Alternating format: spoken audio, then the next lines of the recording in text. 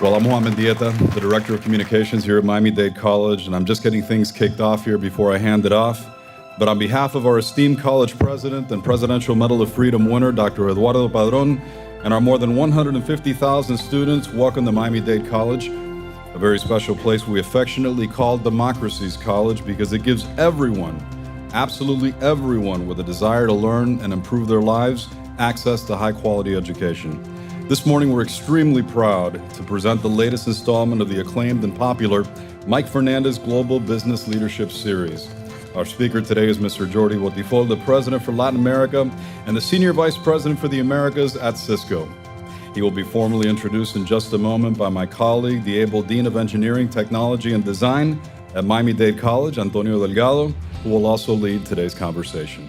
Before that, however, I want to once again thank the amazing community leader and benefactor of this series, even in absentia. Mike Fernandez is a leader, as I mentioned. It is his support over the last 2 years of this series that has allowed us to bring to our students and the community Dr. Bernard Meyerson, Chief Innovation Officer at IBM, Mr. Laxman Narasimhan, President of PepsiCo for Latin America, former U.S. Ambassador Donna Reinach, the VP at Boeing, Mr. Eduardo Cuello, the Regional President for Latin America and the Caribbean for Visa, Mr. Cesar Cernuda, the President of Microsoft Latin America, Craig De Souza from Facebook, Josh Leibowitz from Carnival, SAP's Claudio Muruzabal, and today, of course, Mr. Botifoll. What a lineup of leaders and change makers and thought leaders, and companies too, amazing companies. I hope you all are taking some notes. These are great opportunities to learn. And now, ladies and gentlemen, I'm going to hand things off to Dean Delgado, who will do our introductions and lead our conversation. Thank you so much.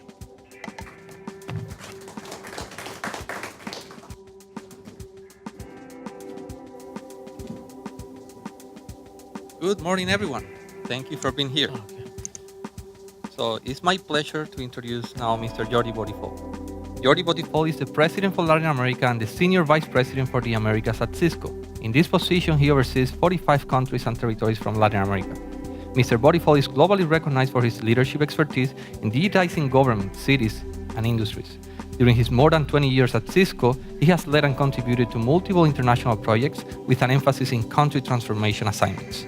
He has focused on revolutionizing government efficiencies, national competitiveness, and social inclusion, including improved citizen services, smart cities, connected industries, education, healthcare, and public safety. Botifoll's global industry impact, combined with his work with the Cisco Networking Academy, is inspiring the next generation of IT leaders with skills that will close today's digital gap and create the digital economy of tomorrow. His multicultural leadership strategy of inclusion and diversity has been recognized externally by the Great Place to Work Institute. In 2017, he was named top geographic great leader in Latin America by the Great Place to Work Institute. Additionally, Mr. Botifoll has been the recipient of prestigious industry awards such as the Hispanic IT Executive Council's HITEC 50/50 Most Influential Executives in the IT Industry. Prior to joining Cisco, Botifoll served as the general manager for the business market segment at Retevision, the second largest Spanish service provider. He also held leadership positions at Lotus Development Software, IBM, and NCR. Please join me welcoming the true leader in technology, Jordi Botifoll.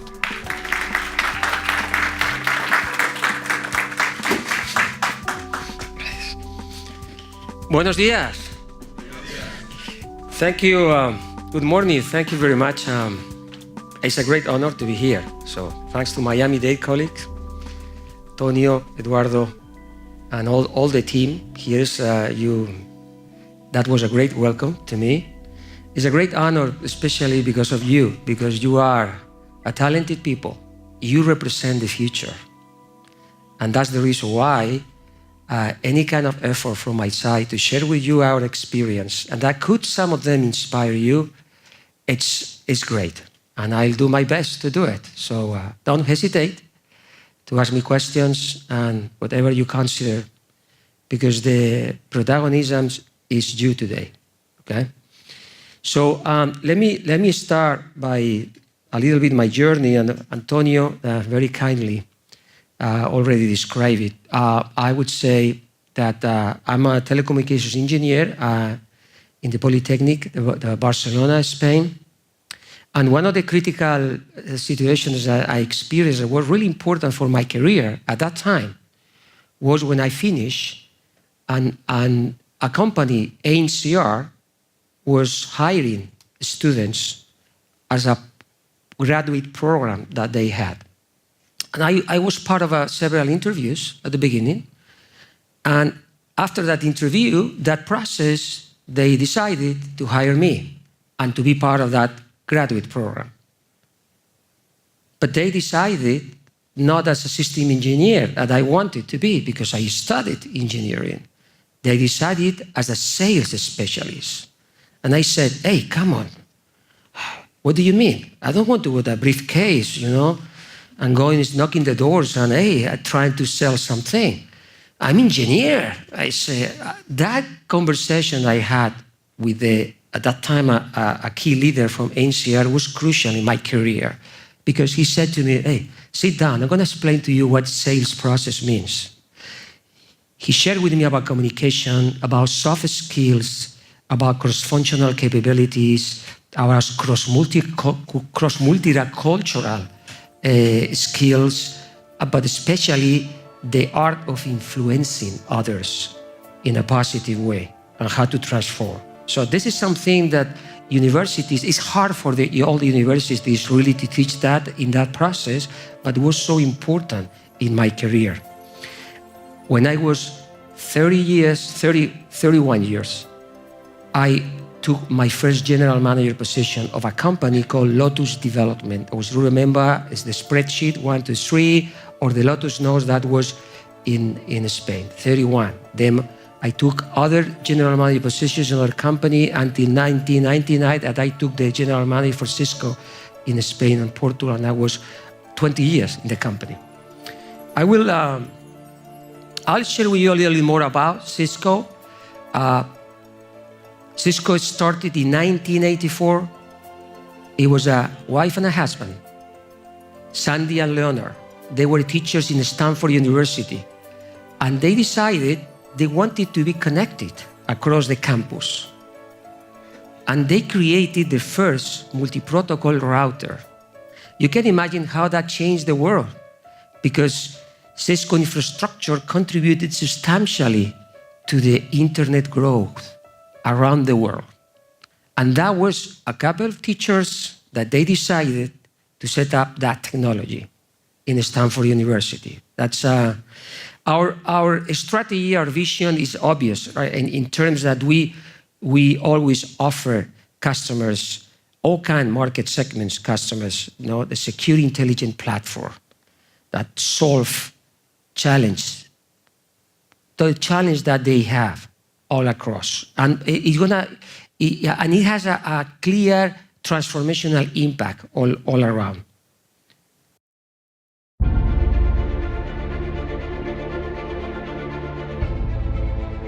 Once upon a time, business as usual was often good enough.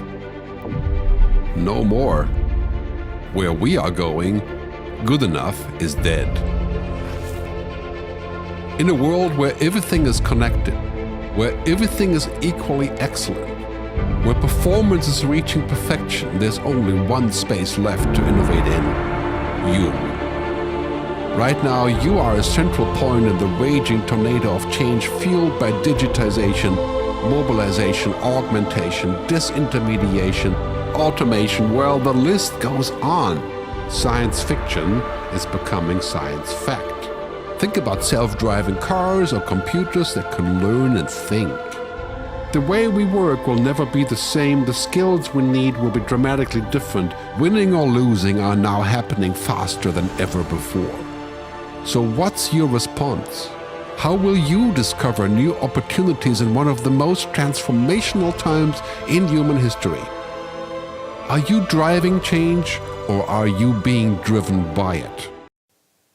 So this is a very interesting question, and we decided to bring this video to you because we are right now in the middle of a digital journey around the world. And the point to you is, will you lead that change or you will be driven by it? My recommendation is lead that change. You have youth, talent, energy. You have a lot of technology that 20 years ago didn't exist. Now you have the capability really to lead and to transform, to bring value, and to bring innovation all across. And that's the reason why it's so important. That's the first question. Are you ready for the exponential change that is happening around the world? The answer is yes, you are. And that's, you belong a very prestigious institution, Miami-Dade College. Take advantage of it, work very hard, and do things. And differentiate between invention and innovation. And I will talk a little bit more. Edison didn't invent the electrical lamp, but he said General Electric. That changed the world. Do you agree with that? That is innovation. Whatever you invent, we need to make sure that it will have a specific application and you will be able to scale it up. That will innovate, okay? So let's talk about a little bit about digital transformation, digital world. There are few market transitions that are creating a lot of job opportunities, are impacting the world as it is. For instance, the full country digitization, how to digitize the cities with the concept of smart cities.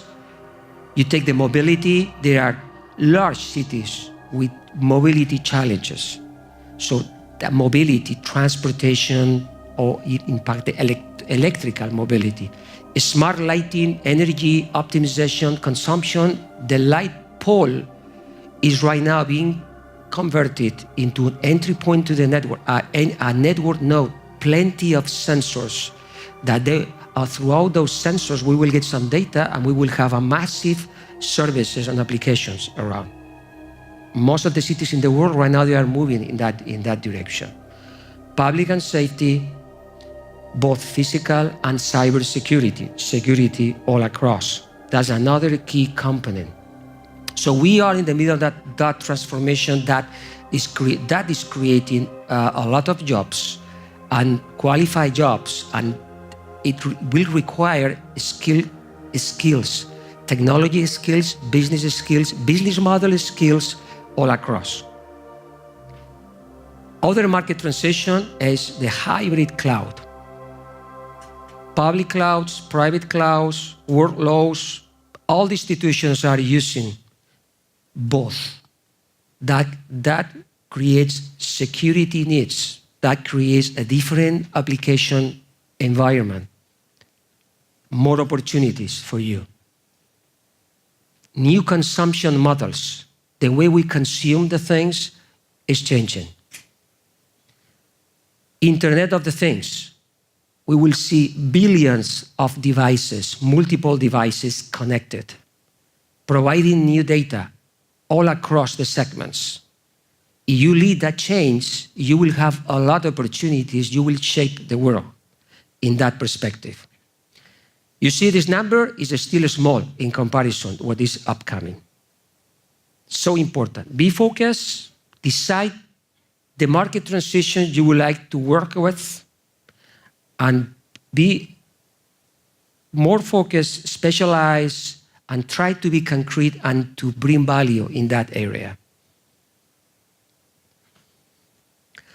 Obviously, when we talk about transformation, we touch the social responsibility.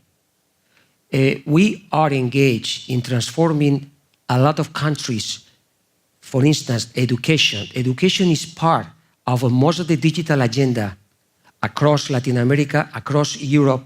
I had been engaged in digitizing European countries, Spain, Italy, France, Israel, Turkey, developed countries and developing countries. And education is a key component of it, especially in those countries that the percentage of youth is higher. Why? Because as we said, the difference into full connected world is the talent. So we have invested in education, we have invested in many other areas, but let me go directly to what we call Cisco Network Academy program. We trained 1 million students across the world we certify. In Latin America, per year, 600,000. You can imagine the portion. We train them, we provided capabilities. There are different modules. For instance, an interesting module is how to set up a startup, how to manage a business from the beginning, how to create, how to innovate, Internet of the Things, cybersecurity. Cybercrime is a business of 1 trillion. You don't want to be in the cybercrime, you want to be in the cybersecurity side, right? Which is creating a lot of job opportunities to offset the cybercrime. We sponsored the Olympic Games in Rio de Janeiro 4 years ago. It was an amazing opportunity. 3 years ago, sorry. It was an amazing opportunity. But tell you one thing, we set up the network to the entire event.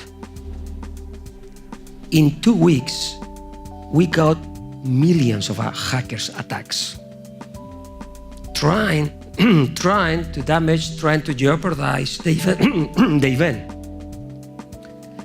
We mitigated all of them. It was a fantastic event. But you can imagine all the cybersecurity architecture that we had to put on it. I was the sponsor. Thanks God, nothing happened. But I tell you one thing, this is the world, this is how the world goes. We see cybersecurity become equally important, very important. Actually, we have a specific module of cybersecurity, very demanding. Job opportunities and great environment for talented people like you. Let's talk a little bit more Latin America was my responsibility. I'm very passionate with because I'm Latino, and I love to be all more than 43 countries that we are working on. How we impact to the digital agenda. We have been engaged in large educational programs, digitizing the educational system like in Argentina, Colombia, Uruguay, Mexico, and other areas. And actually, you see Cisco Network Academy there. 31 countries, we are 600,000 students per year, already 2 million. We have invested more than 500 million in several years. 35% female, inclusion and diversity. I will talk about that as a big component of the leadership. More than 4,000 instructors, 1,800 academies. I have to say, and it's a great honor to say that Miami-Dade College was one of the first institutions in the US that they were embedded the Cisco Network Academy program in their programs. And they created massive opportunities. And actually, Antonio is one example. He will speak more about himself, but it's a great honor. I'm very proud about Antonio because his life changed when he met one of the Cisco Network Academy program opportunities. And he's the Dean of IT, technology, one of the most prestigious universities in the country. So I think it's a great example. When I say 94% found a job or better opportunity, it's very accurate actually, because most of the people that they get certified and get some specialization, at the end, those people, they get a job. And the reason, because there is a gap of skills in the market. There is a clear need of people that they understand networks and specific technology areas, consumption models, those market transitions I was describing before. It's absolutely important that to be focused on. And they found an opportunity, and most of them, they get contract by this ecosystem that they work with us. We have thousands of partners. Some of those partners are large companies, integrators. So it's trying to motivate you and to inspire you. We believe, this is our slogan, the bridge to possible. Actually, Cisco at the last words of the San Francisco and our symbol represents the Golden Gate.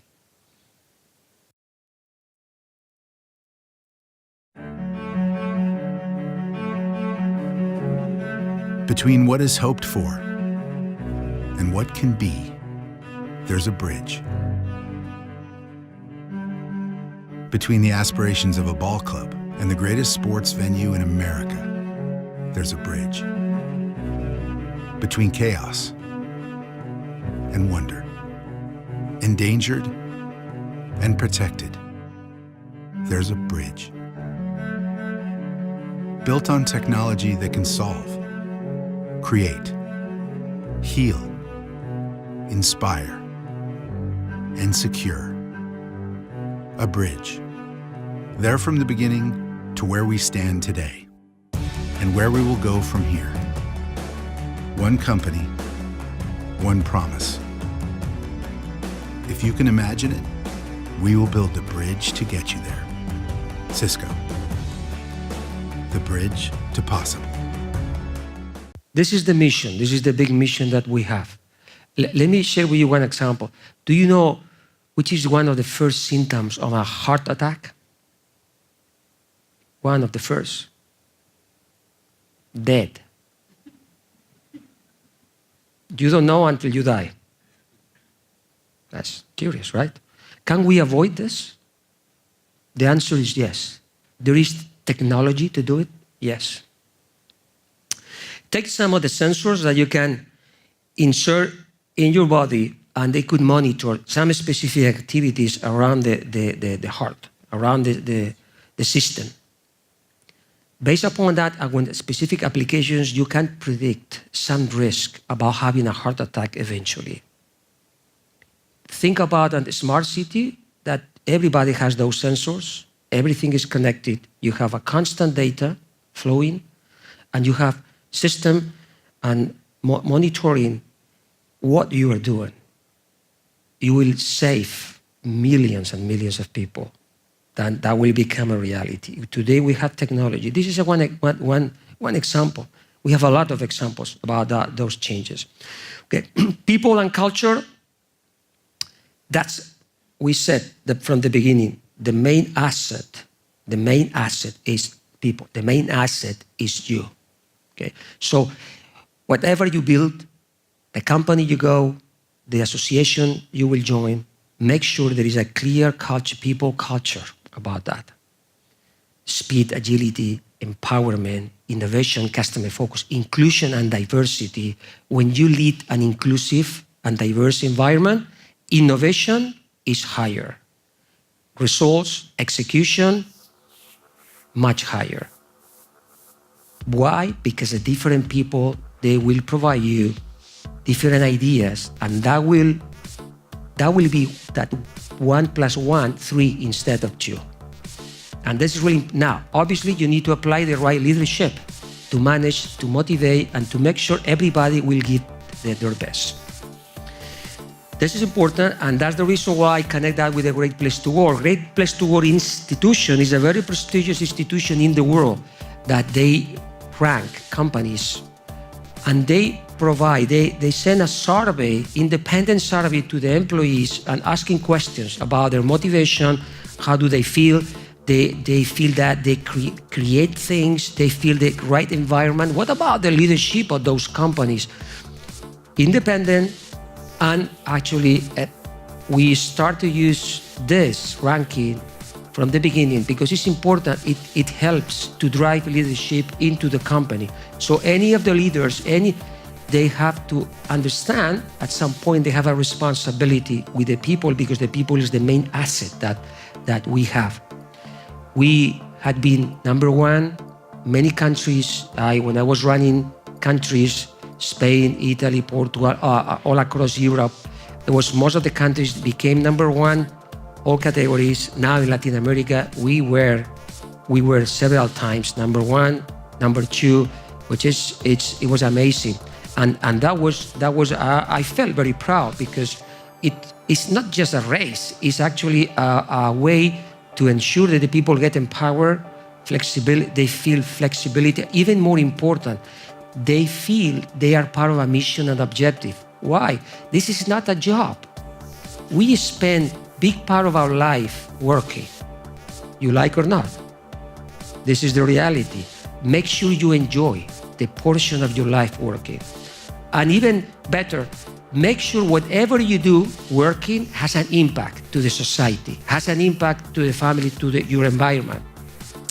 That's the subject that really produce more satisfaction. What I'm doing is digitizing the education system or the healthcare system. Even more, we know that what we have done, it's impacting to the GDP growth of that country. That means job creation.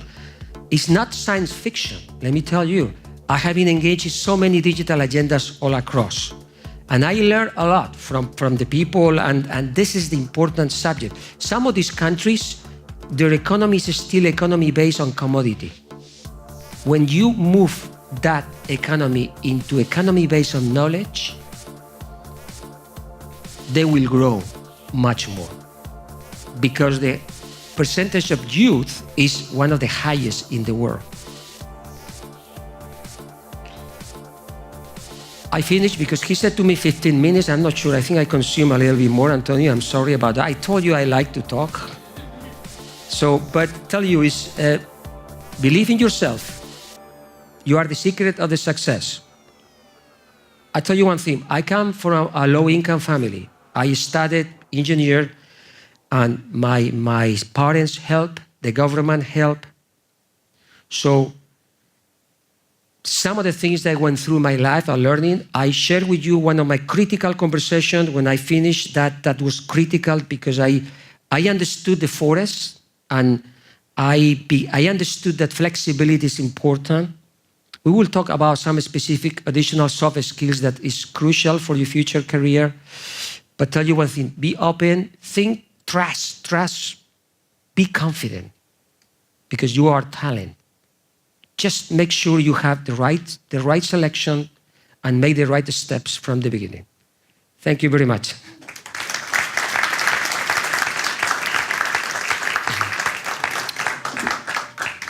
Thank you very much, Jordi. Please, another round of applause. So if you allow me, just let's have an opportunity to chat a little bit, a few questions for you. But in the meantime, I want the audience to start thinking about questions that you want to ask Jordi. Okay? So I will give you a few minutes at the end to ask questions. So please. So thank you very much for such a great presentation about Cisco, but especially about you. I believe this is a great opportunity to inspire the audience, the students that we have in here today. So if you think about that Jordi, very humble beginnings, and then that great career that you had since you were 30 already managing a company, and from there 20 amazing years at Cisco, what would be your advice for that Jordi at that age as a student looking into the future? Well, thank you for that question. As I said before, pay attention to the soft skills. It's really important to understand the emotional map of a company that you join, the environment that you are part of. It's really important to understand how to deal with cross-functional. In other words, develop cross-functional capabilities, multicultural capabilities, because you will have to deal with different people. There are culture differences all across. It's crucial to try to understand those culture differences and to adapt. How to earn trust. How to know influence to the people. How to develop empathy. Empathy one-to-one, empathy one-to-all, or what I call social empathy, where you have groups. I was mentioned before about inclusion and diversity. So how to know to manage inclusive and diverse environments. Hey, you cannot lead people by law. You need to earn the trust. You need to motivate. That was the great place to work subject.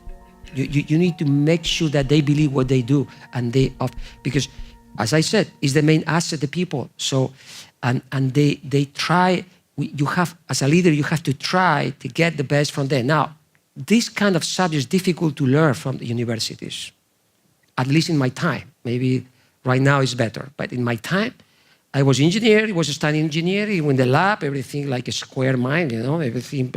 Even when I finished, as I said, I wanted to be system engineer for sure. And at some point, when I went through an interview process, they said, no, you have great skills in some areas, and we would like to take advantage of those skills as a sales specialist. That was a shock. Now, after I understood, and that was, I would say, the initial process that I started to see the forest and without getting stuck into the trees. So flexibility, be flexible. You don't have exactly what it will happen, what kind of opportunities will come up to you, but you need to make sure you bridge to possible ways, and that will have more opportunities for you. And that's a great point, and we definitely believe that soft skills are important.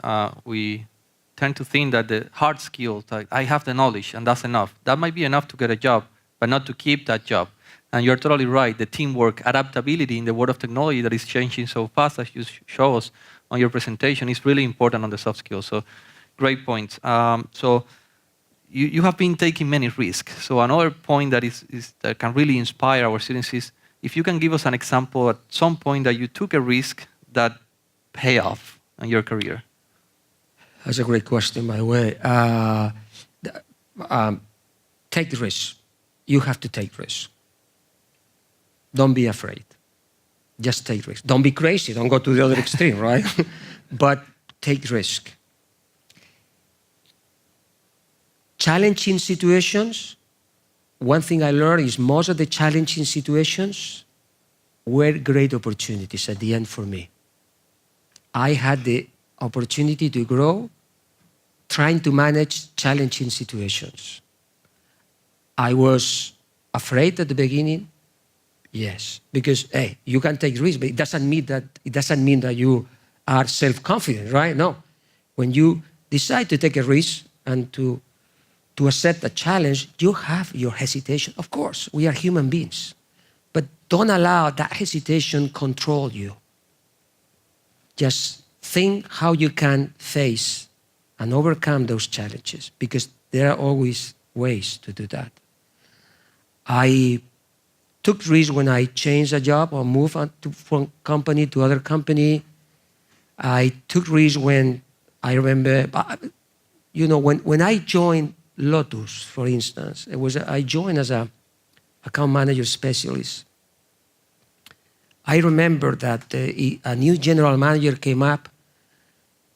He was a great person. Okay? He was a great person and tough, but he was a great person. He sat down, he was refreshing the team, and he was looking for a sales director. I was very young. I was 27 years old, right? And he sat down with the people, and then he wanted to interview most of the top sales guys. I was one of those. And I saw my colleagues presenting very prudent. They were presenting very conservative way, right? Because they were afraid about saying something that at the end, I decided to be a little bit more aggressive. And I presented what I think, not only what it is, not only describing the challenge, but how we could face those challenges. Obviously, I was taking risks because when you decide, using the common sense, don't get me wrong, using the common sense, never oversell something, but being accurate, but at the same time, take risks in front. I did it. That presentation gave me the first opportunity of management position because that man, Luis Calvo, I remember the name very well. Unfortunately, he's not with us because he died a few years ago, but he said, you know what? You are going to take the position and you are going to execute whatever you explain to me. I didn't expect that, to be honest, when he said that to me, but he said, wow, why not? Let's do it. Listen, if something doesn't go in that way, It's nothing to lose at the end. My job, I'll look for another job. But I had opportunity. It was fantastic. At the end, I became the general manager of that company, 31 years old. When that man left the position, he recommended to me. This is one of the examples, right? Other example is when you teach, when you deal with multicultural. I was dealing with French people, French culture, with Spanish, with Italian, with Israeli, with Turkey, with several, Greece.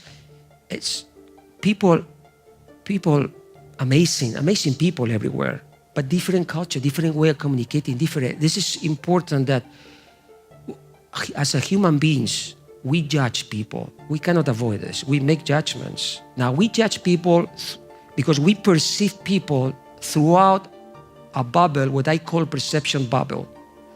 Now, you have a dominant color in that perception bubble. That dominant color is being built based upon your background, what you study, how you grew up, your family, your colleagues, your experience. And maybe your dominant color is yellow. It means that whatever you perceive from others is yellow, naturally. So as a leader, you have to make an effort to take the yellow on the side, because the people in front of you that they are communicating something, maybe they communicate in blue, or maybe they communicate in pink, because each one has a different colors, right? The problem is that if somebody tells you in their color and you identify yellow and you respond in yellow, there is no empathy, zero empathy, zero. Now, if you change your color, this is the beauty of our leadership process, the multidimensional leadership, and you talk to talk, and you make sure that the person perceives that his blue color is understood. You create an empathetic flow, which is the basis of the trust, how you earn trust, right? So that's some of the elements that is so important. That's the reason when I was mentioned multicultural environment, multicultural capabilities, crucial for your growth, for your the chance that you have to be part of multinationals or large corporations that they have a very inclusive and diverse environment. Thank you for those examples. I told you, I talked to you, I talk too much. You're totally fine. You have great examples to share with us here today. So I have a question for your current role. So as you know, Miami-Dade College is the college with the highest enrollment of undergraduate Hispanic students in the country. So a lot of them are eager to contribute to their families' countries of origin in Latin America, which are the same countries that you're helping transform through technology. So what are the greatest challenges in Latin America that you think that can be approached with technology, and how can our students best prepare to develop the skills that will allow them to provide innovative and sustainable technology solutions to those problems? Well, first of all, I love Latin America. It's a great learning experience, and it's my culture, because at the end, there are cultural differences across Latin America, but at the end, there is a common culture, right? This Hispanic culture, the Latino. The Latin America economies, it's still based on commodities, on a traditional economy. Now, they are making a lot of progress. There are many governments and many digital initiatives all across. And that happened in the last few years. So the good point here is that governments, they really understand that they need to move and they need to transform those countries and those economies based upon knowledge rather than traditional, because commodities or transactions, because those economies are very fragile unless you be able to change. And second point, which is even more important, because Latin America has one of the highest percentage of the young people in the world. It means that those people could be a great asset for Latin America in few years, as long as we are able to provide them the right tools, the right platforms for their growth. This is equally important. Let me share you one example. one of my experience in Israel. In Israel, there is a village called Nazareth, have some religious, there is a clear history about Nazareth. Nazareth has 3 communities: Jewish, Christian, and Arab. They don't speak each other. They had 3 mayors, by the way. There's 3 city halls. So we, 10 years ago, 12 years ago, we decided to set up a program based upon the Cisco Network Academy program that we put together 100 students, 1/3 from each community for a year. We put together into the technology. One of the things we observed was, by the way, Simon Perez, the president, was sponsoring that program. So that program has a top relevance in the country.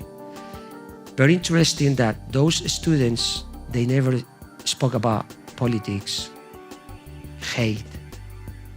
Some of the difference, as you are aware, that existed in that country, in that village, based upon the 3 different communities. They developed, they collaborate together. They became a powerful, inclusive, and diverse environment. And that was considered best practice. Even Simon Perez said clearly what the politics is struggling to fix, the technology and the education could fix. That's the point. This is an example of what I said before. If we provide them tools, platforms to the youth, we are providing them a future because the talent is there. Yeah, another example is we have a Cisco Live event in Mexico a few months ago, 6,000 attendees, 80,000 virtual attendees, 95 top partners, a lot of technology. But guess what? We invited one distinguished speaker.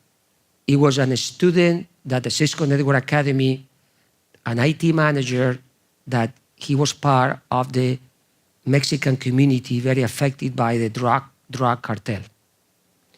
That person had a really bad future, but it was coincident that he found an opportunity. He studied technology. He got a job in one of the ecosystem that is around our industry ecosystem, and he became a celebrity in France. So it's like Antonio, similar Antonio example. It's not drug cartel, No, drug cartel. but Cuba came up. That this is an example. So, sorry, it's a long answer, but I think it was clear for you with real examples. And I will take on your answer to ask you the next question, but this will be the last question before opening for you guys. So my last question is regarding one of those tools, the Cisco Networking Academy that Cisco created to help across the world, but especially in Latin America. And as you shared on my personal story, I came to this country as an immigrant 10 years ago, and the reality is that I had degrees, I had expertise, but I couldn't find a job. That was my personal story. The moment that I started studying and I got certified on Cisco, one of the most recognized certifications in the industry of technology, I got my first job in this country. And I shared that with Jordi because I really appreciate the value that Cisco is bringing. So my question for you, that we are already a Cisco Academy. So what is your advice for those students that are going through the academy, but just to go through it and they don't get certified? And so the certification is really important to get that first job. So what is your advice for those students that are already going or that they didn't know that existed, but what is the opportunity from the Cisco Academy itself? Take the opportunity to get one of the modules, to get a certification, and that will open you doors to the private sector. We have thousands of partners that they need people with expertise. Keep in mind that major percentage of internet network goes throughout network infrastructure, and it's increasing massively. So that sector is a sector, exponential sector. It's in a constant change. So, and I share with you some of the market transitions that we are going through. There are huge opportunities. So build your skills that where you're building here all across. Complement that with technology, and soft skills, remember. That's truly important. And be flexible. Open mind. Really an open mind, and develop your own adaptation to the environment. Remember, I wanted to be a system engineer, which, by the way, is a great job. But my skills were more close. They were closer to the other skills, like a sales specialist. I had some overreaction. But that changed my life. That decided at some point the way I went through. So it's really important. Emotional intelligence and your social capabilities, not only virtuals, by the way, personal. I know that everybody likes the virtuals, but. So, any question from the audience? We have mics on this side. Well, thank you for the presentation. My name is Cristina Rodriguez. I'm with the Gordon Institute for Public Policy at Florida International University. So I'm not a student, but I'm very fascinated by your presentation. You have written before on workforce development and the lack of cybersecurity workforce preparation in Latin America. So I was wondering if you could comment from the point of view of public policy. What can be done, or what way could Cisco assist Latin American governments, especially ministries of education, in transform syllabus and curriculum so we can develop a workforce that is able to compete in that market? Thank you. Well, that's a great question. Yeah, we are working with governments in developing their digital agenda. One of the top topics is public safety, which has both components, the physical one, but also the cyber. And as you said, it's not only about technology, it's also about how to define processes, what kind of policy. When you have a full network, and there are people interacting with that network, so it must be a strong policy. And it must be a strong automation, orchestration. It must be a strong analytics capabilities, because that will prevent potential behavior. So today, the technology, when you set up an architectural approach, not only isolated security solutions, but architectural approach where you include the policy, when you include obviously the processes definition, when you include some of the specific people profile that could interact with, the security, the cyber security is very strong. And one of the examples were the Olympic Games in Rio de Janeiro. We invested a lot of money sponsoring, because throughout that process, we even transformed Rio de Janeiro, increasing their smart city capabilities. We are very committed to the Olympic Games all across the world. We are very committed to the Tokyo one, the ones that are coming as well. But security is key. You cannot imagine how many people wanted to damage that network. Why? Because it was very visible at some point. And I was in the middle with the team. I had a specific team with high security profile, working every day, and somehow suffering because their cybercrime is clever at some point, smart, and they evolve, right? And you need to make sure. Thanks God, everything was okay, But we saw the interactions. We were seeing how the interactions, were doing. So the policy is important. Now, obviously, we have to say that when I mean policy, is compliance as well. We are very respectful about, we are very transparent on that. We never, as a company, we never are engaged in, let's say, things that they don't have the right compliance. But really, it's interesting because cybersecurity is. I'll tell you one thing. I was with a customer. I'm not gonna say who, but which customer. But it was impressed that customer, they had serious hackers attacks, serious hackings, and were very because they could destroy the entire business, credibility, and is $1 trillion cybercrime business. Think about it. we think that there are people, talent people, that they work for cybercrime and they don't know that they are working for cybercrime. Wow. This is an important point. So that's the reason why cybersecurity investment that Cisco and other companies we do is totally crucial and top priority. All the market transitions that we describe, all of them, cybersecurity is a common layer across. One of the things I'm interested in is the lack of personalization via all the digital formats that we have to deal with today. Is Cisco interested in doing any research, or are you already doing research that addresses trying to make sitting in front of our machines more personable? Personalization is a word that is a very generic word. And I understand what you are trying to ask. Well, when we call automation, as long as we increase the networks and the technologies and the activities all across, you need to increase the orchestration to the multiple elements and to set up automated processes.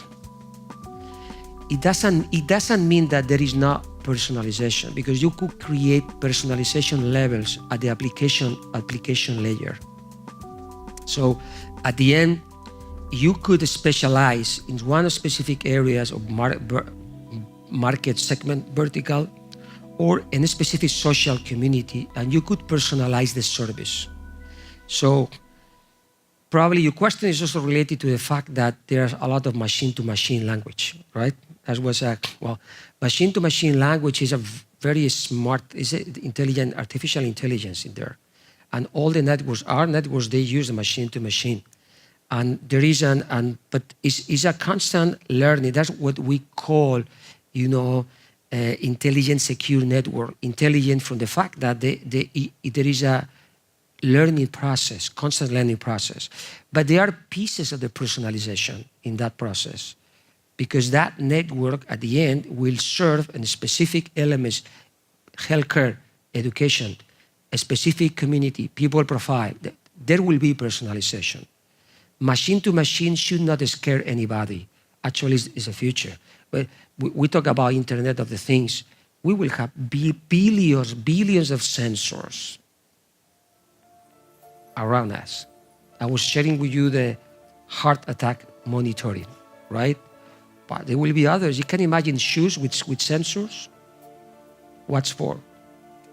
Okay, those shoes will monitor how you walk. Is that important? It could be, but could impact to avoid some back painful situations in the future. Analytics, this is a personalization. This is super personalization, actually, because it's having data from yourself. This is not science fiction. There are right now industries that are working exactly on those elements. The question was this: the information technology ecosystem is very dynamic. It's rapidly changing. And in the industry, it's very easy to undersell yourself because of how dynamic things are and how they're changing. So my question to you is, how did you develop your confidence? And how could we, if you had any tips for us to develop our own confidence? Confidence, you mean, we are part of that change. We are part of that. I mean, we in some cases, we are the cause of that change. So when we come up with a new platform, when we make an acquisition, we invest billions of dollars in investigation, in acquisition, in trying to expand our portfolio, trying to evolve and to develop new consumption models.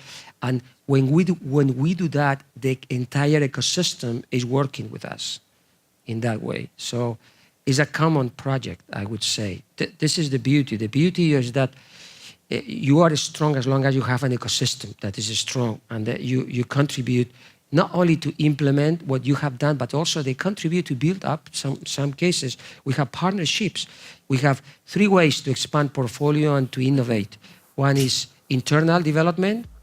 We have thousands of engineers working, but we have also acquisitions. We acquire technology and knowledge. It's so important when we acquire knowledge, the great place to work to be, because when you acquire that knowledge, you want to to protect that knowledge, even to integrate it, to be part of the culture and to contribute, right? Acquisition is important, and the other one is partnership. With some of the partners from the industry, we build things together. That's much more powerful. So I just want your opinion on starting your own business and versus going the path of companies, because I see myself, looking for more all the time. I love people that they set up a startup. When I studied in Stanford University, I saw so many people with energy. They wanted to replicate the Cisco model, Amazon, Google model, all those, they wanted to do things. I encourage you to keep doing your own business.